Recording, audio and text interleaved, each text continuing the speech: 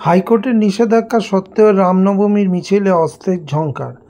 বাংলায় জোর করে চাপিয়ে দেওয়া এক হিন্দুত্ববাদী উৎসব রামনবমীকে ঘিরে গত এক মাস যাবৎ যে উত্তেজনা চড়ছিল, অবশেষে 6ই এপ্রিল তার অবসান হলো। এক চাপা উত্তেজনার মধ্যে দিয়ে এদিন শহর ও রাজ্যের কিছু কিছু জায়গায় রামনবমীর মিছিল হয়। লক্ষণীয়ভাবে বেশ কিছু জায়গায় বিজেপির স্বঘোষিত রামলালার জন্মদিনে শাসক দল তৃণমূলেরও কিছু নেতাদের মিছিল করতে এবং উৎসবে মাততে দেখা গেল। যদিও এই রামনবমীর পালন যতটা না ভগবান শ্রীরামের প্রতি শ্রদ্ধা জানিয়ে, তার থেকে বেশি ছিল রাজনৈতিক ফয়দা তোলার চেষ্টা, যার মূল কথাই হলো রামের নামে হিন্দুদের এক ছাতার নিচে এনে ভোট বাক্সে ফেলা।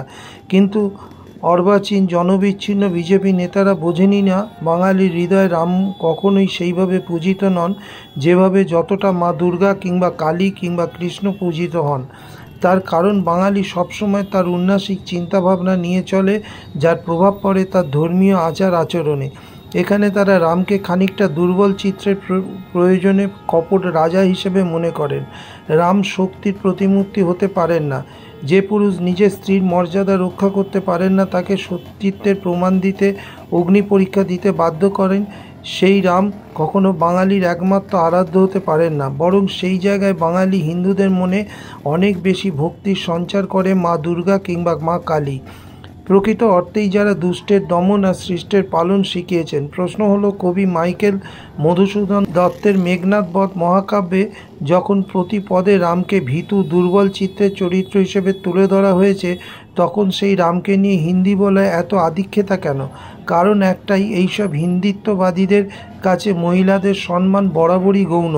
তারা পরিবারের মহিলাদের ভোগের বস্তু বলেই মনে করে, যে জন্য হিন্দিভাষী রাজস্থান, ইউপি, মধ্যপ্রদেশ, গুজরাটে এখনও মহিলারা সবচেয়ে বেশি নির্যাতনের শিকার হন।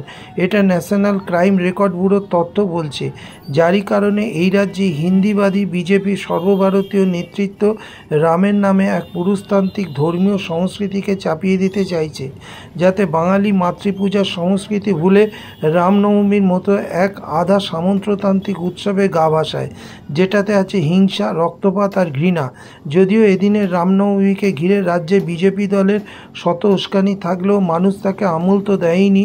বহু জায়গায় উল্টো পথে বেরিয়ে হিন্দু মুসলমান হাতে হাত দিয়ে আনন্দ উপভোগ করেছেন।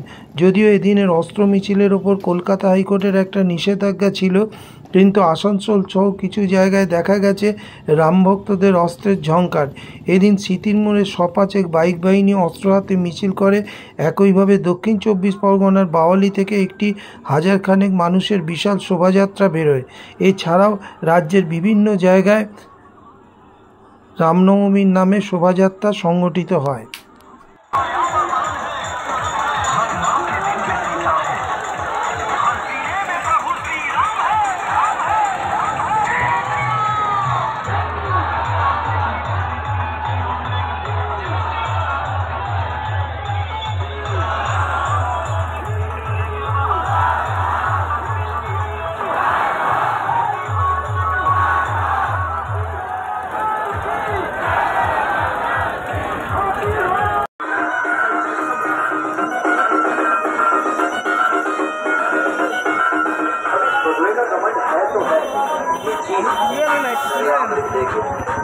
जिस दिन लगा इतना अच्छा देखने को आपके जैसी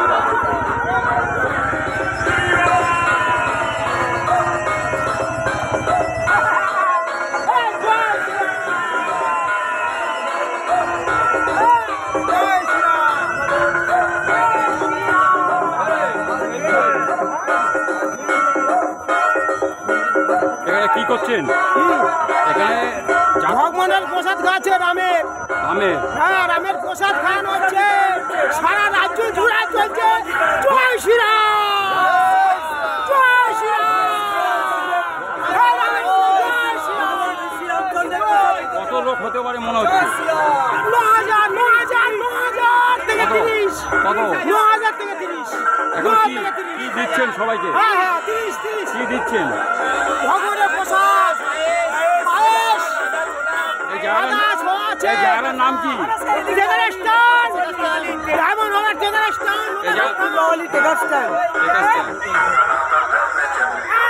জয় শ্রীরাম।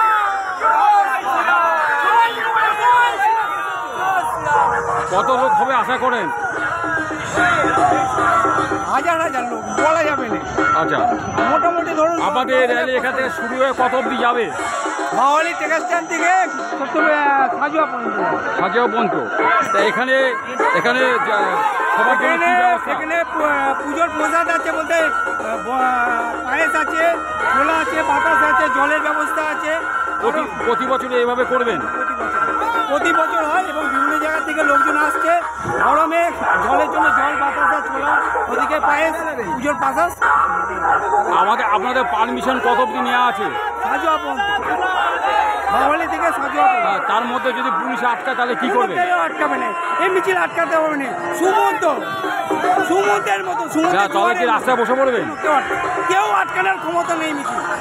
এটা সমুদ্রের ঢের মতন মিছিল আসবে, এখানে আটকানোর ক্ষমতা নেই। আপনার নাম? সজল। আপনি কি এখানে দায়িত্ব? এখানে ব্লক সভাপতি আছে, রক্ষা করেন।